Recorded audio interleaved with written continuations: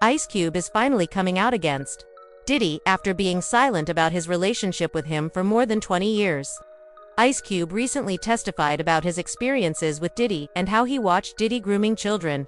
Furthermore, West has appeared at the Diddy trial in support of Diddy. A leaked call between the two is becoming viral.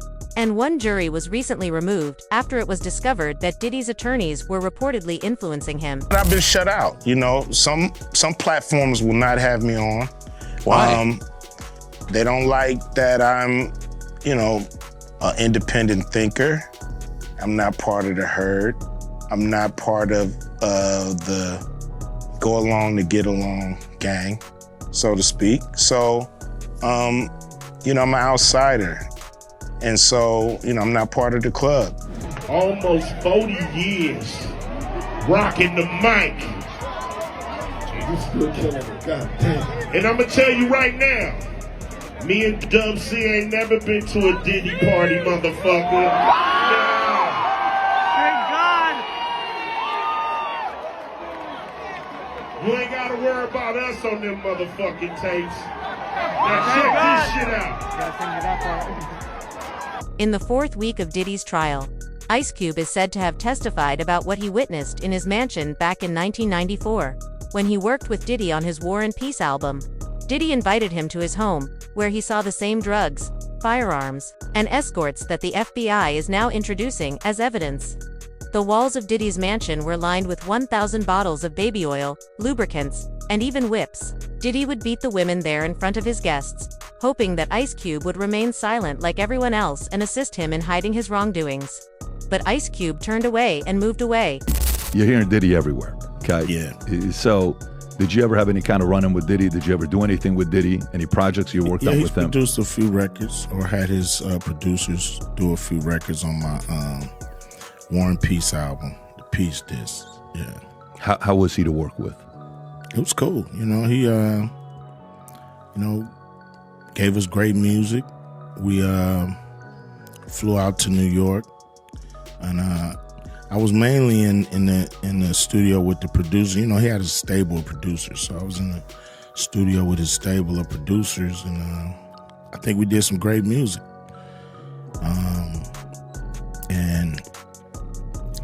And I really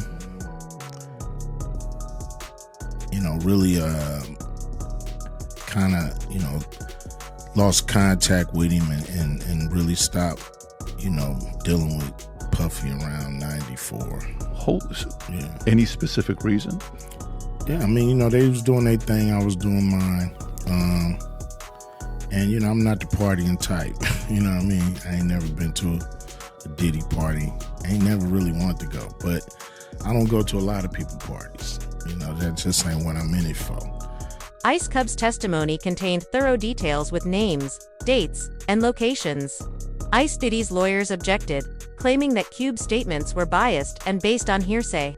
But the judge overruled them, noting that Cube had first-hand knowledge and was under oath. The courtroom fell silent as Cube described the hidden rooms, surveillance footage, and threats used by Diddy and his associates to organize the freak-offs. Cube told the jurors everything he saw in that horrifying mansion and how Diddy was abusing women.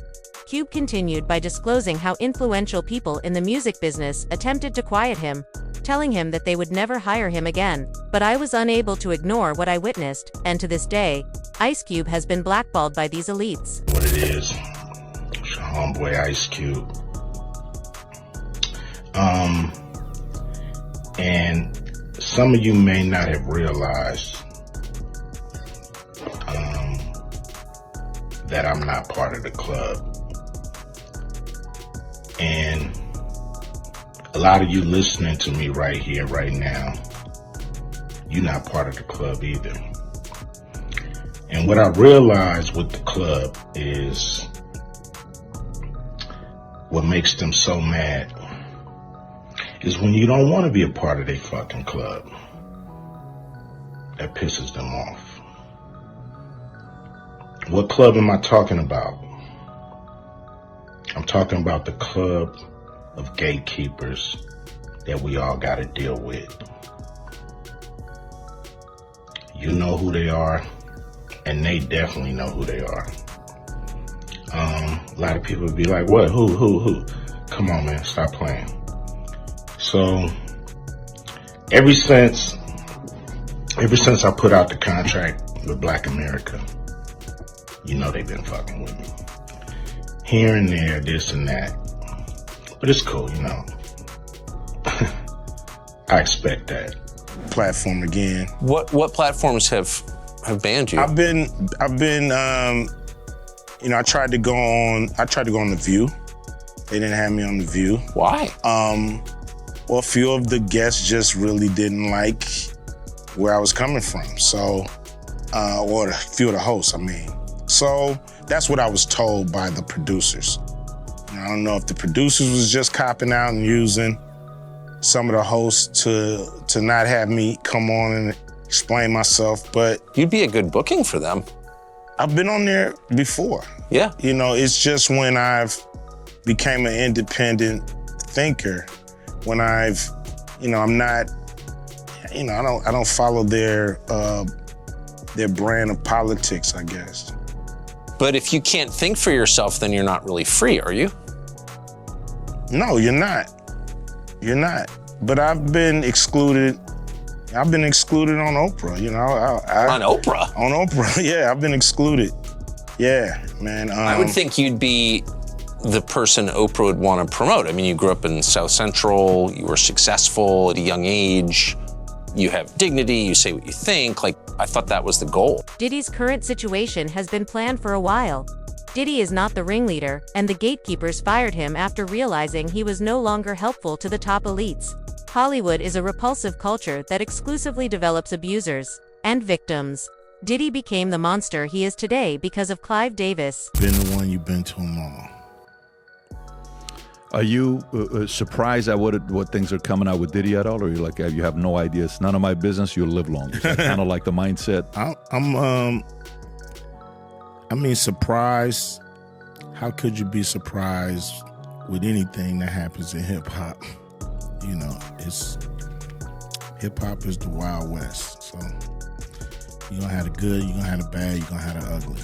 You think he's being targeted, or some of the stuff he's got, you know, there's credibility on what they're coming after him with the tapes and the feds and raiding his Miami home, his LA home? I believe he's being targeted. You believe he's being targeted? Yeah, I believe, you know, somebody, you know, has the power to pull the trigger to make, you know, this stuff, this domino effect happen.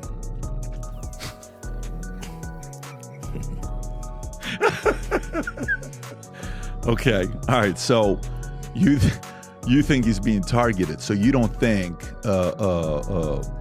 you know, Suge said, you can say what you want about Diddy, but Diddy didn't learn to like young boys. He learned it from a man named Clive Davis. He threw Clive Davis in there. It doesn't sound like you're part of that camp. You're part of the camp that you think he's being targeted. You know, I don't know enough to even be able to be specific on any of this stuff. It's just all speculation. I just know he was cool up until a point, and then this stuff started happening. So I believe somebody, you know, like I said, yo, he's our new guy. We on this year or whatever. When we examine the facets of what Ice Cube disclosed in court, we discover that sexual abuse is common in Hollywood and that some of the biggest people in the business, including Harvey Weinstein and Jeffrey Epstein, are predators. Roman Polanski, Diddy, and other members of the gay mafia that dominate Hollywood and the music industry were sexual predators who coerced young men into doing demeaning actions. Diddy's sex trafficking ring included directors and executives from record labels. You got to take drugs. You're going through so much shit to try and deal with life. You are literally, it's an unhealthy space. And so eventually you're going to go too far, you know? Who knows what happened to Philip? Who knows what Heath had to do in order to get to where he was at? There's a lot of things that people do that end up sitting and they can't get over it. And they got to keep getting high, hoping to get it out of their head, you know? But when you lose your man card, that's the only thing I can think of. You lose your damn man card. What is that? What do you mean by that? You give up your ability, your right to being a man. A man don't take it, a man gives it. So when you give up that man card, you don't get that back. Are you saying what I think you're saying? Now, I'm saying what I'm saying. You don't get that back. You come into this world as a man one time. You give up that right for anything, for fear of being hurt, fear of somebody doing something, for wanting to gain something. When you give up that man card right, you lose some spiritual energy that has always been pushing through. Like if a woman gives up her womanly right of being a mother and taking care of her family and do all those things. When you give up those things, but when you give up your manhood, I've never seen somebody recover from it. That was all the people that went to the puffy parties. That was all the people that did all those things thinking that there was never going to be a consequence for what they were doing. Got punked out and pimped out by some greater desire. You shouldn't have a greater desire than being a man. So I believe that's a big problem with a lot of the actors out there because they get fluid. And next thing you know, once you go fluid, it's gone. You don't have any foundation to pull yourself back from. So maintain your man card. Diddy is allegedly influencing the case. The question that is shaking everyone from the courtroom to the public is, how did he manage to get someone like juror number 6 on the panel in the first place? According to sources close to the case, juror number 6 had undisclosed ties to Bad Boy Records through a distant family connection, something he failed to mention during jury selection. Even now, the judge has dismissed juror number 6 after it was discovered that he had been lying. Diddy's attorneys fought to keep this juror in the case and claimed that he was crucial to the trial. Juror 6 gave multiple inconsistent statements. The judge was going over his issues with juror number 6, and although he did not make a final determination, his thoughts on juror number 6 being removed were pretty clear. He stated that in the initial process, juror number 6 said that he lived in the Bronx with his fiance and his daughter. Then he turned around a while later and said that he moved to New Jersey with his girlfriend and also said that his daughter lived in New Jersey. But then it changed again and said that his daughter lived in the Bronx with his aunt. And he referenced that this was only a couple of the inconsistent statements, that there were more. The judge then stated that he wants this juror off the jury because there is no reason why this man would have to lie, and the only reason he would lie is to be a part of the Diddy trial, which made him worry that this juror might have a malicious intent or an agenda. But then after the judge said that we need to strike this juror off of the jury, Diddy's team started bringing up more arguments about this. Diddy's lawyer said that this juror is important because they need diversity, and he is only one of 4 black men that sit on the jury. He also said that he doesn't believe that these inconsistencies were that big of a deal where this juror would have to be removed. Diddy's team was arguing that this is something that should have been brought up weeks ago, and nobody brought this up, and the government is saying, listen, I didn't even know about this back then. Then Diddy's lawyer said something really, really weird. They said, just bring this juror in, just question him. I'm sure it's nothing. I'm sure he'll be able to explain. But this is what the government wanted the judge to do earlier, and Diddy's lawyer said, no. That would be harassing the juror. Then the judge told everybody to get out of the courtroom, that they needed to have a sealed talk. Mayor Adams and Diddy were best friends, and both of them were exposed at the same time. Diddy's relationship with political elites allowed him to avoid arrest for a long time, and some of the biggest names in the industry are still sticking by him today. Kanye West recently attended the trial to support Diddy. Ye, formerly known as Kanye West, has made a surprise appearance at Sean Diddy Combs' criminal trial on Friday. He expressed support for his fellow rapper as he defends against sex trafficking charges.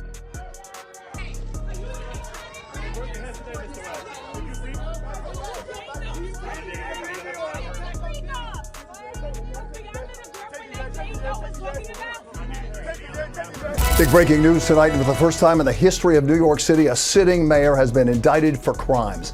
ABC News reporting that Mayor Eric Adams has been indicted by a federal grand jury. We do not know yet the exact charges. Federal authorities have been investigating Adams and members of his staff, issuing subpoenas for documents and cell phones. Several members of administration have resigned, some of them also friends of Mayor Adams. Again, Eric Adams, the 110th mayor of New York, has been indicted by a federal grand jury. We'll have the latest online and tonight on Eyewitness News at 11. Diddy always been the type of individual that want to have ups on the next person no matter what they was doing. He did the stuff to Ja Rule so he could go after Jay-Z. They not gonna come out and speak on nothing that has anything to do with them, and they praying that they not on the tape doing crazy stuff, being oiled up in the whole 9 yards. Until the feds say, hey, yo, listen here. Hey, buddy, we got you on this tape, and the girl looked like she was pretty young. According to reports, Justin Bieber and Aaron Carter turned to drugs in an attempt to block out the memories and remove the abuse from their minds. Diddy's victims and the abuse he committed have destroyed hundreds of lives. Young artists were cultivated, coerced, and forced to live a life of shame. So you see some guys struggling with that. You see Bieber struggling with that. You see some of these guys struggling with that. They can't get it out of their head. They can't get it out of their head. The things that they did, no matter how they did it, whether they were drunk or high or whatever, you gave up your man card. You need therapy. And that's the thing that hurts them the most. And so they end up on drugs, end up every way to try and get rid of any principles there are. And that's what the business does. And the women that trade their bodies to go and get the role, they get to the point where they have their Oscar, they have their money, but they don't have their dream. They don't have the soul that they started with. So it's like achieving don't mean anything. If I get all the Nobel Prizes from doing all of this, but in the process I have to trade out all of my integrity to do it so that they can stay in place, what benefit is that if I lose my integrity? You got to go in as a principal. And what we were brought in here as men. We produce 1,500 sperm per heartbeat for a reason, because the aggression is necessary. You don't trade that in, no matter what. Even after prosecutors raided Diddy's Miami mansion and discovered over 1,000 bottles of baby oil, Diddy continued to use freak-offs, MDMA, ecstasy, and coke, and even guns were discovered at his hotel. Prosecutors also showed jurors pictures of Diddy's hotel room and $9,000 in cash that Diddy allegedly intended to give to escorts. This evidence of Diddy's involvement in victim trafficking and disappearance is unmistakable. He told the jury that Diddy forced her into drug-fueled sex acts with male escorts while he watched, sometimes sitting in the corner and masturbating. Through tears, she said she took drugs to numb herself, ecstasy, cocaine, and ketamine, all of it allegedly supplied by Diddy. She said the freak-offs included as many as 4 male escorts at once and typically lasted 36 to 72 hours. The longest, she said, the longest freak-off that she says she was forced to perform in lasted 4 days. She said they took place around the world, from New York to Miami to Spain to even Turks and Caicos. And at every stop, Cassie said the hotel rooms were stocked by Diddy's staff with baby oil, condoms, and drugs. And she says that these hotel rooms, this is disgusting, the hotel rooms were left covered in baby oil and covered in blood and covered in urine.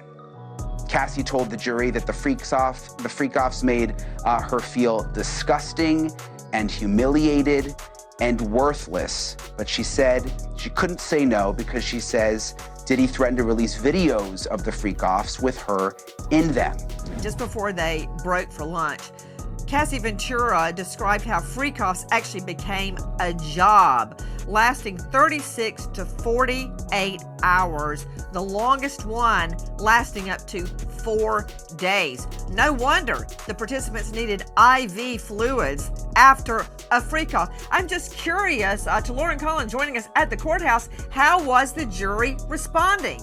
What I will say is Cassie made a point to say that when she wasn't making music, she was actually having to, quote, recover from these freak-offs. And again, she did say these freak-offs lasted between 1 and 4 days, and it would take her an equal amount of time to get her body recovered, to rehydrate, to rest, to detox from these drugs. It was really, really sad to listen to. The woman at the center of this trial is Combs's ex-girlfriend Jane, whose identity has been kept secret for her safety.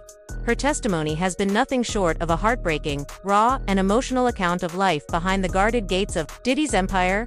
Jane revealed a world that the public was never supposed to see, detailing years of sexual coercion, violent outbursts, and psychological manipulation, including one incident that left the courtroom in stunned silence. Says that Diddy forced her to take drugs and that she would be awake for days, that she was taking ecstasy and Molly, and she said on these trips she was sometimes so high on drugs that she lost her sense of self. Jane has finally taken the stand. Now, we're not allowed to reveal her identity because she's testifying under a pseudonym. She's talking about how she and Diddy first met, how they met in Miami and how he was so sweet and loving and that he was actually dating a friend of hers at the time, but that the two of them started going on trips to Turks and Caicos and the Bahamas. During her testimony, she's been crying, and it seems like it's been really hard for her to be up there on the stand. She is now talking about how Diddy would make her watch pornography while they were having sex with each other, and that he would talk to her about his fantasies. He would make her wear lingerie and what she calls stripper heels, and that at one point he told her that he wanted to see her have sex with other men. That's when he took her to a hotel room, and she starts describing how his assistants were in there setting things up with baby oil and the lighting and providing drinks. And she said that when she was there, he then hired an escort from a company called Cowboys for Angels. She said that this escort's name was Dawn and that she had sex with this man in front of Diddy while he masturbated. Jane testified that over the next few years, 90% of her relationship with Diddy centered around these sexual encounters with male escorts. She testified that she told Diddy multiple times, verbally and in writing, that she did not want to participate in these sexual encounters. The alleged victim, who goes by the pseudonym Jane, was back on the witness stand for her first full day of testimony. The prosecutor played an audio recording for the jury of a hotel night with a male prostitute Jane identified as Dawn. On the recording, Jane and Dawn are looking for a condom, but Combs didn't allow it and can be heard saying, quote, "You're taking that expletive." Now, Jane testified, quote, "I just didn't want to disappoint my lover. He would be unhappy and wouldn't be satisfied with me." Jane went on to tearfully tell the jury about her birthday in 2023 when she said she was made to have sex with 3 different men in addition to Combs. The prosecutor asked why. Jane responded, "I don't know. It had become so routine," and added that she turned robotic. Jane told the jury that after a while, Combs didn't have to directly ask her for these hotel nights. She testified, "I knew it was to be expected." Combs has pleaded not guilty to all charges. If convicted, he faces the possibility. Jane continued her evidence by relating a different incident from a trip to Las Vegas that the courtroom had not anticipated. Although Jane didn't give names, sources close to the investigation believe the other rapper was none other than Kanye West. Now that Kanye is making several appearances at the courthouse during Jane's testimony, speculation is intensifying. Jane claims she was taken with Diddy to meet another well-known rapper and his girlfriend. What began as a glamorous weekend turned into something much darker. Real from the front line, you know what I'm saying? It's wicked, wicked, wicked. So you be careful. Yeah. We can't do nothing in day. You know what I'm saying? I need you out there, you feel me? Yeah. I hear you, yes sir. Yeah. Yes sir. Have some fucking fun. Yeah. Having no fun and then get behind the mic, have some fun, chop up them samples, get back on your hit man vibe. Yeah. Have some fun, get back to smiling. Yeah. These other motherfuckers, they'll waste your time, big. Yeah. You know what I'm saying? Yeah, I understand. Cassie's testimony took the courtroom to even darker places. She described how Diddy controlled every detail and how, when things didn't go his way, he snapped. She also described moments when he became violent, unpredictable, and terrifying. Her account painted a chilling picture of what really happened at Diddy's so-called freak-off parties. And it was far worse than anyone imagined. She spoke of minors being groomed and used for sexual assault and pleasure manipulation, all under the guise of gatherings in the elite industry. Listening on here, but as she was describing these events where she said that there were multiple male escorts that were happening at one time, these freak-offs would happen for 2, 3, the longest 4 days at a time, and control is the word we need to talk about. That is what prosecutors really laid out, and you heard Cassie describe how every action during these freak-offs, which were between her and male escorts, not necessarily between her and her boyfriend, Sean Diddy Combs. He sat off to the side, really directing things according to her and masturbating along with what he wanted to see. But he was in control, she said. Really did not seem rehearsed in the slightest. It did seem like this is her story, and she didn't really want to be in a position where she had to tell it in this way, but was doing what needed to be done. And just quickly, Caitlin, what was Diddy doing when he's sitting there? I'm just envisioning you've got his family sitting behind him with all these grotesque details, this woman on the stand. What was his reaction? You know, first and foremost, he came into the courtroom and acknowledged his children. That is something he has done every single day. But during the actual testimony, when things got really dark, one of the mothers of one of his children had to get up and leave the courtroom. She couldn't sit through it. And you, Brian, have been in so many of these court cases the way I have. You know that the defendant is not supposed to react. But Diddy reacted. There were a few times where he was shaking his head no, kind of nodding along. There was a deep sigh at one point. But in two instances, one when they were talking about baby oil and the fact that it needed to be reapplied at sometimes 5-minute intervals because that's what he wanted to see. And then another instance when Cassie revealed the pseudonyms that he uses at hotels, that he actually pushed his chair all the way back from the defense table.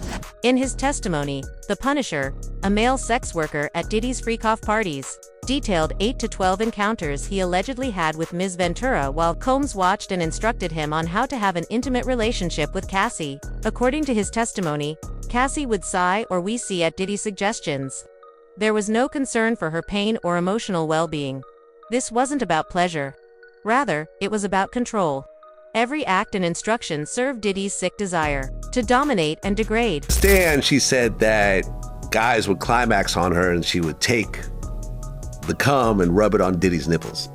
Was this happening in your sessions? Well, so it is an assumption, right? So, you know, obviously with the veil, there was a very deliberate attempt to hide his identity. Yeah. So they never had any interactions or even any outward conversation in my presence. So there was a routine where sometimes we'll be right in the middle of sex and he'll just stand up and walk out of the room. And she would take that cue and she would follow him out. So I did recognize, and you know, I mentioned it in my book, that it became a habit that we're having sex on couches with sheets. We started in towels. I would climax, but she would specifically leave the room without wiping herself, without doing anything to take care of the whatever I left on her. So I assumed that's when he popped up, because once I climbed up, he popped up, he left the room, she popped up, she followed him. So I'm assuming that's when the lathering, whatever went on, happened at that point. Okay, so at what point did he stop wearing a veil? It was shortly after. The way that I ended up finding out who he was and they were, because obviously in conjunction with each other, about the 5th time, we were in a hotel called the Essex House. And when I would arrive for the sessions, I would be waiting around a couple of hours. So in this specific time, they put me into an extra room in the hotel suite. And to kill time, I decided to watch TV. And this specific hotel had a welcome message, which was, so when I cut on the TV, it specifically said, Essex House would like to welcome Mr. Sean Combs. Oh. And I was like, whoa, like I was blown away, man. Right. Diddy's arrest is only the beginning, because once the dominoes start to fall, no one, not even the artists, executives, or politicians, will be safe from the truth. Share and leave your thoughts in the comments section. With Ice Cube breaking his silence, Jane and Cassie exposing the horrors behind closed doors, and Kanye's suspicious appearances raising even more questions, we are witnessing the fall of a carefully crafted empire.